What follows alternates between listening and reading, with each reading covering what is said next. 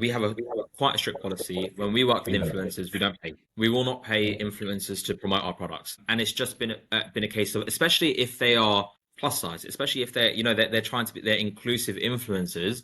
Yeah. If you truly love the product, we'll give you the product. That's completely fine. That's your right. It makes complete sense. But if you're going to be promoting Lace and Beads, you should have, it should feel authentic to you. You should really believe in what you're Right. talking about. And if you Right. don't believe in Lace and Beads, that's completely That's fine. That's why it's just been a policy for us from the beginning that we're not going to work with any influencers, that we're going to have to pay you to promote our content. And that's why we work with absolutely incredible influencers. That they have no reason to promote Lace and Beads, but they do it just because they love the product. And good morning. Good morning, Ammar. Um, Morning, Mark. yeah, it's a pleasure to have you here, and thank you so much for taking some time out on a Friday morning to have a chat, discuss, and speak a little bit about, your brand and where you are, your position, obviously, as the brand manager. So I'll just introduce Ammar Walji, who is the brand manager at Lace and Beads, which is obviously, as we all know, it's an innovative sort of like company brand that's out there in the fashion retail industry. Um, Born right in the middle of London, obviously one of the fashion capitals of the world, one of the prominent fashion capitals of the world. And so I'll just start by asking, just jumping in. So Ammar, please introduce yourself, talk about your brand, perhaps a little introduction, and then we can start and kick off. Yeah, well, Mark. So of course I'm Ammar. I'm one of the brand managers here at Lace and Beads. Lace and Beads is part of a company it's been running since I think the 1970s. It started Well established. down in Croydon in Thornton Heath, and it's just evolved into a few different brands. Lace and Beads being one of them.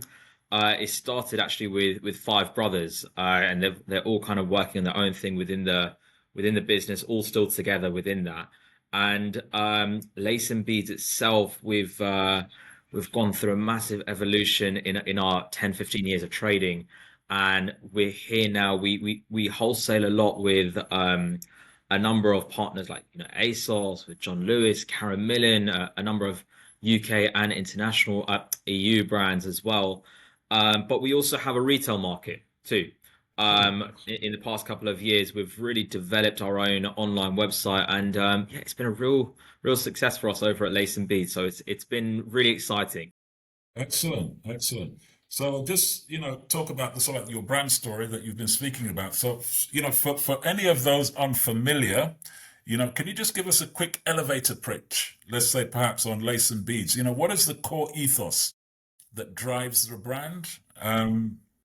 How have you maintained that identity in this really, obviously it's a very fast moving industry. Well, Lace and Beads itself, so as a company, it's Yeah. we've gone through so much of an evolution in terms of the looks that we're actually delivering. So it's never been about, okay, this is our one particular customer, this is their demographic, and that's all we're going to deliver on. Lace and Beads has just always been about ensuring that we cover a base and that we're delivering a product that is not only sustainably made, but it's going to be met at a price point that is accessible for all, that we're ensuring that, yes, while we're delivering on that price point, we're not going to cut any corners on quality, and ensuring we deliver a product to as many people within the women's wear market as possible, to ensure that they feel quite special, to ensure that they can go out and feel confident in the dresses that we've made for them, and making sure it doesn't hurt the bank balance either. Right, excellent, fantastic. So you're a brand manager, so you're very much intricate and you're critical to your product, so to speak. So you obviously have a very unique sort of like view of the entire operation. So sorry. So what was your journey into this particular role? Have you always targeted being a brand manager? Is that what your trajectory has always been? So I've actually worked with Lace and Bees quite a few times. I used to spend. I've been in the warehouse with them. I've Wow, been out excellent. on shows with them. Like since I was about 16, 17, I think. Just Oh, coming, spending my excellent. summers, doing what I can with Lace and Bees. And then I was in a completely different career path. I was actually in law for a while, Oh, and right. I just said I've had enough of it. You know what? I know what I want to do. I want to go back into Lace and Beads. I had so much fun over there, so I navigated my way back to Lace and Beads. They welcomed me back, and Excellent. yeah, I've been here for a few years since. As the and just as the brand manager, there were two of us, and now and the other one's been on maternity, so it's been it's been quite Yeah, so hectic. you're juggling a lot of things at the moment. Yeah, Yeah, yeah, can but imagine. it's a fantastic company to work in. Excellent, fantastic. So obviously, fashion is saturated. So what is the one strategic element? Is it design, sourcing, customer experience that you feel truly separates Lace and Beads from perhaps its competitors? Is there one specific thing, or obviously maybe a myriad of things, or It's difficult to say because look, no? we're very, very fortunate in that our design team and our director, who's always got a leading hand within that, they are absolutely incredible. If you look at the product itself, it's very difficult to find that product out there on the market. So that I don't want to take any credit away from them, but for me, the core ethos has always been that customer experience. Is that customer, are they going to be happy with their product that they're receiving? Number one. Then if they're not entirely happy with it, what can we do to help them? Can we, we're completely fine, it's not for you, but let's see if we can come to something else. You didn't like your experience, no worries at all. We'll give you a discount on the next order as well, just to make sure that the customer is always happy. We're in a customer facing operation and marketplace. And so the core ethos always has to be, okay, let's take care of you. Let us make you feel confident and that you're looked after. And to be honest, I think that extends to a multitude of different marketplaces. And the more saturated a marketplace becomes, I think the more brands feel like they don't need to take care of their customer because you know what, they're just going to get to the next one. But I think because we've been trading for so long, that's always been the Integrity. core understanding at Lace and Bees that customer has to be taken care of. Brilliant. Excellent. I like that. So definitely, now that kind of taking me on to the next question. So you mentioned and you spoke about, obviously there's a lot of, I don't know, maybe it's segmentation. There are a lot of different types of customers out there. So Mhm. would you say that there is a specific type of customer? Okay, let's say lace and beads. Who would you say is your ideal customer profile? Or how has that evolved? Okay, over the past, I don't know, over the past few years, especially with the rise of social commerce. How has it evolved? Obviously, maybe when you first started, you had one specific type of person, set of people, but then, all of that must have grown with the changing dynamics. With Lace and Bees, it's quite weird because we work with we're not just retailers, we're wholesalers, and that's kind of been our bread and butter Wow. throughout our Okay. entire history. And so our customer base has typically always been dependent on, or sorry, the final customer base has always been dependent on the customers we're working with. Who's shopping at ASOS? Who's shopping at John Lewis? Who's shopping at Karen Millen? Who's shopping at Peek and Kloppenberg? All of these different companies. And so we've always had to have a very varied collection as a result. And it's only been since we started putting a lot of emphasis and work onto our own retail side that only really happened as a post-COVID movement for us that we started to understand, okay, our actual look, our story, our trend throughout Lace and Beads is this one customer over here. She's kind of between, from her early 20s all the way through to her 40s.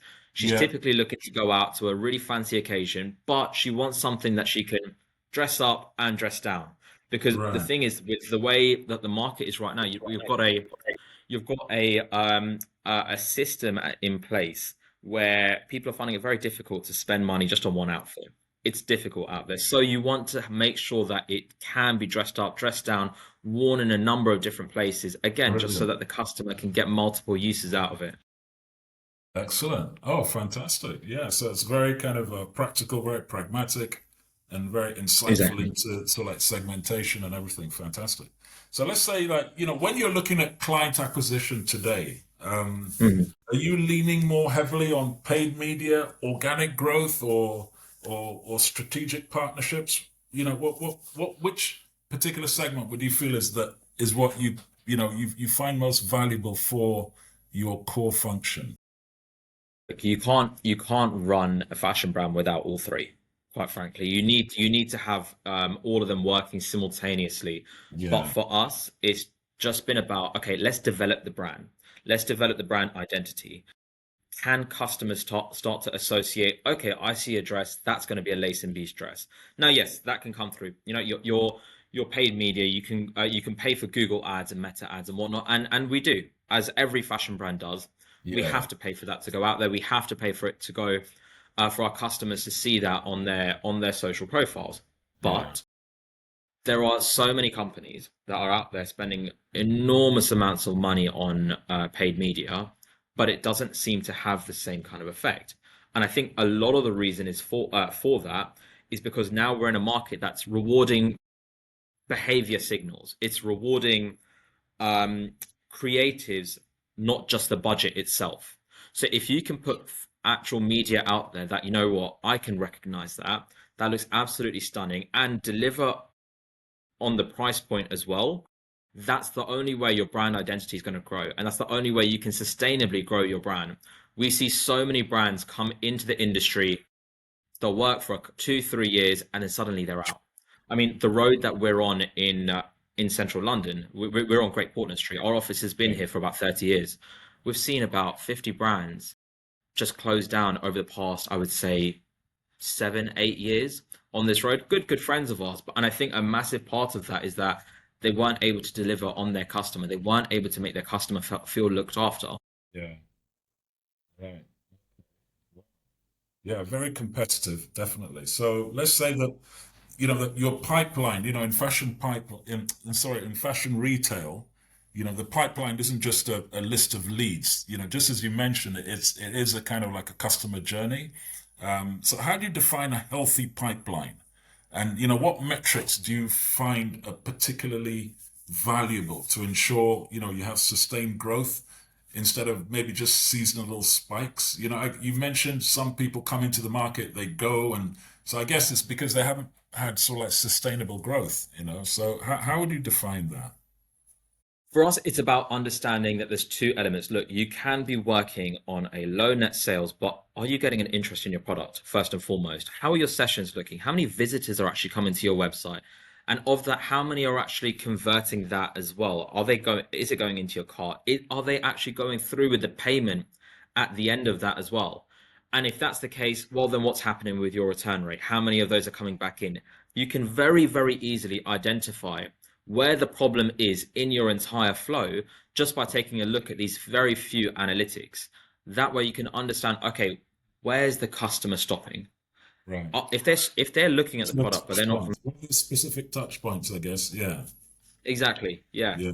Yeah. And so if they're looking at the product and they're not it's not going into their cart and they're not going through with it, Yeah. you've probably got something wrong with your imagery. There's Yeah. something that they're Yeah. just not trusting about your site.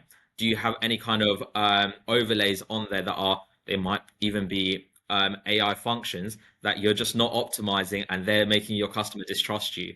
So it's very easy there's very few analytics that you really need to understand, okay, that's where my customer's going wrong. Yeah, yeah. Excellent. Fantastic. So, obviously there's a lot of digital channels out there. There's a lot of choice. There's a lot of options, that everybody has to take advantage of. So, yeah, I don't know. There's TikTok, there's Instagram, there's email, there's all the Meta, you mentioned Meta and all that kind of stuff. So, do you see, which channel do you see as the most critical for moving a prospect from initial interest to become a kind of like a loyal repeat buyer? Which particular channel, or is it a myriad of channels? And why would you pick those specific channel or channels?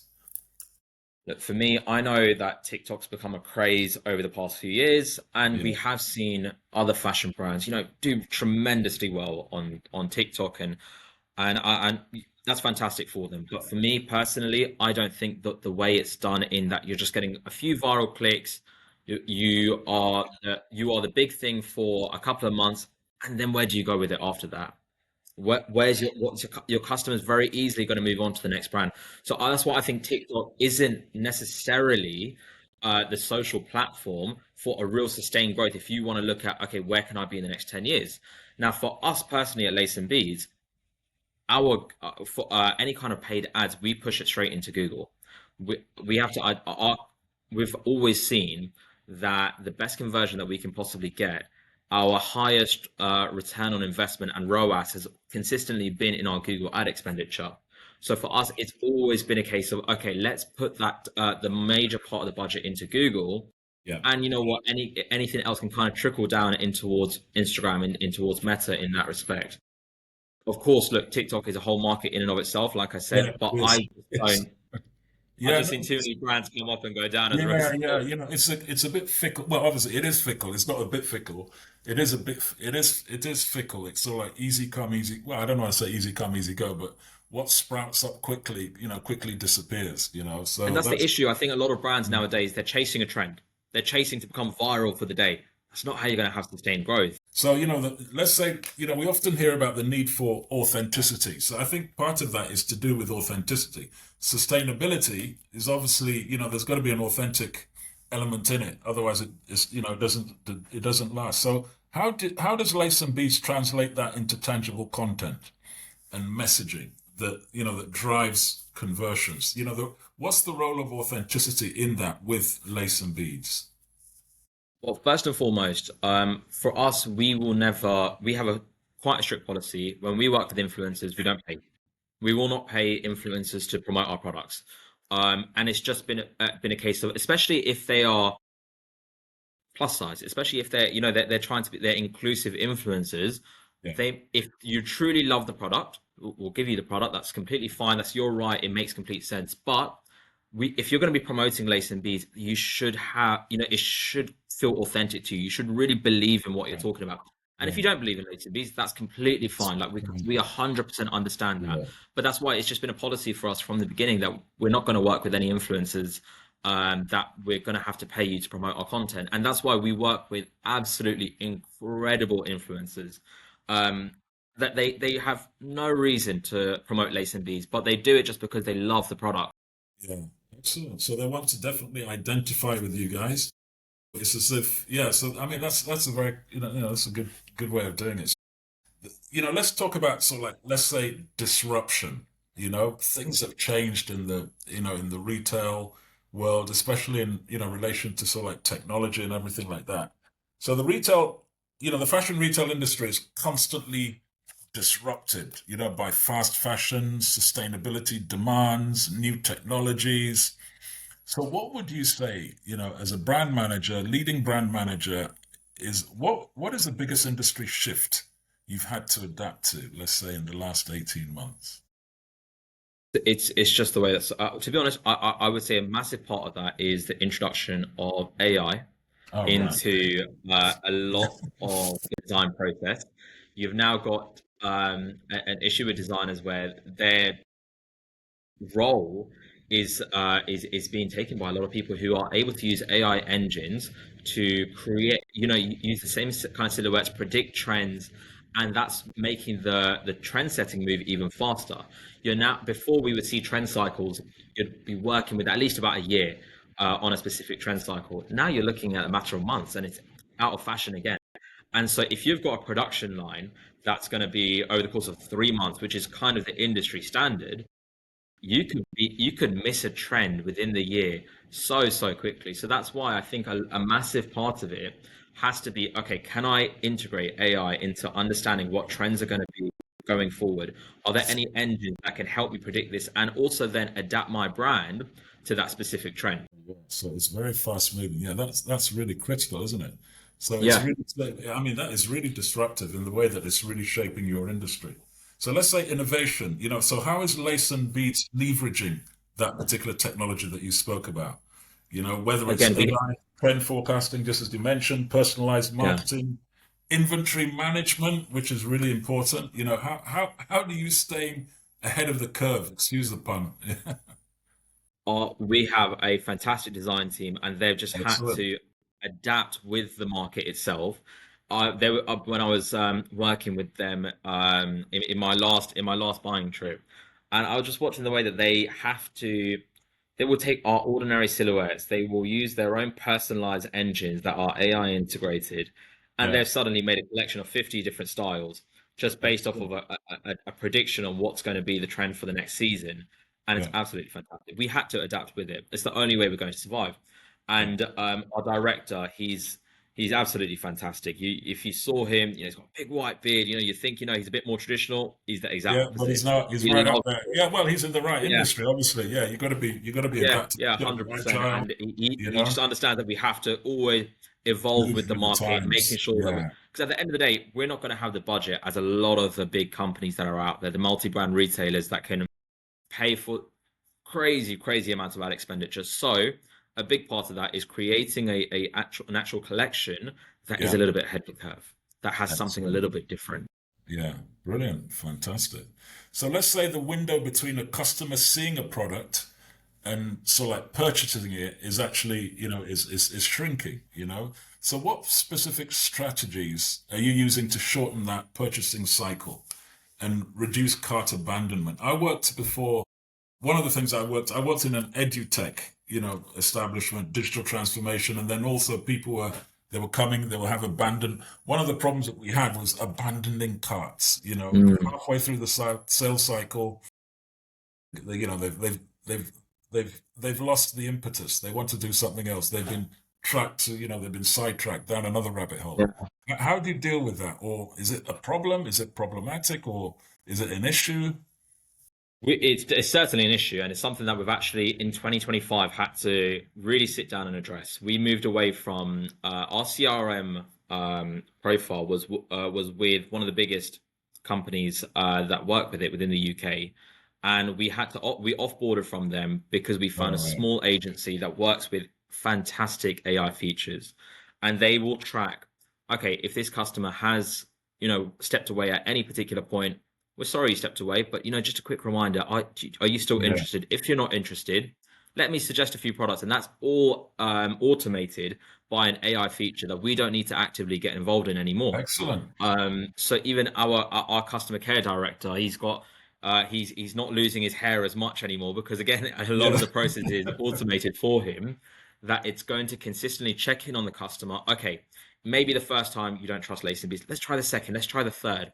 If Yeah. by then you're still not you still don't fancy it, no worries at all. We'll get back in touch with you in about 3-4 months to see Yeah. if you're still interested in our product. And this is all automated. This is all Oh, checked. fantastic. Excellent. Yeah, it all has to be. Yeah, definitely. Very good. Very good. Very good. So the future of the brand, looking ahead, obviously you've got you've had a great history, you've got a great future ahead of you. So looking ahead, what is the single biggest growth opportunity that you are most focused on for Lace and Beads? Let's say over the next 12 to 14 months. What would you say are your greatest kind of your growth strategies? For us, it's actually about okay, we're well known, especially within the United Kingdom. Can Yeah. we access external markets and their retail base itself? Can we find customers across Europe, across the Middle East, which is a growing market itself, that can then identify, okay, that's a Lace and Beads product. Okay, I'm going to an occasion, I'm going to think of Lace and Beads straight away. And so it's about being very careful in the markets that we pick going forward, the that to ensure that okay, we can deliver them a product that number one they're going to need, and number two they're going to realistically, reliably purchase on a regular basis. We don't want them to just pop by at one time, not be too happy with it. Maybe it won't suit the climate that they're in or the functions that they go to. Can we identify very carefully that okay, this market is going to work for Lace and Bees? Let's go over there. Let's pay for a little bit of an ad campaign to go out there and to demonstrate some of our Google ads, some of our Meta ads out to that particular customer base, even if it doesn't convert to sales straight away. Are we getting visitors to our website from those particular locations? And if so, maybe that's somewhere we can go and do a pop up and access that specific market. Fantastic. So, I mean, just to like, and a slight alignment on that, we've got some sort of like systems, growth engine systems that, what I could do is I could sort of like put down a couple of bullet points. I could let you have it. And, if you want to sit down and discuss about it later, we can do that in another meeting. That's not a problem. But we definitely have, we do have those particular solutions in terms of lead generation and segment, identifying the right, and they're all AI empowered. So they're very much Brilliant. automated and something that you obviously, it's very encouraging because you're in the system, you know it. So you know that, so yeah, I could share that with you, definitely. That'd be But fantastic, Mark. yeah, so Ammar, so excellent. Any good things coming up for lead? So let's say, for instance, I don't know, within leads and everything. We've spoken about these. Anything good coming up for Lace and Beads in the next? Any good events? Anything that you want to tell the public about, or any other sort of like great things that are coming up for your brand? Well, we're actually launching we're launching a showroom out in the Middle East. It's wholesale based, but now we've got quite a few large customers that we're working with in the Middle East. So we should be experiencing laceandbees.me hopefully very, very soon. Excellent. And so that's kind of been one of the exciting things that we've been working on in 2025. Following that, hopefully we're going to identify somewhere within Europe that to mirror that as well, just because we want to make sure that we can deliver that Lace and Beach product around the world. Excellent. Brilliant. It's been very informative, very entertaining, and very educational, enlightening. Thank you so much, Ammar. Thank you so much for your time. And Thank you, Mark. take good care. Thank you. Thank you. Cheers. Thank you.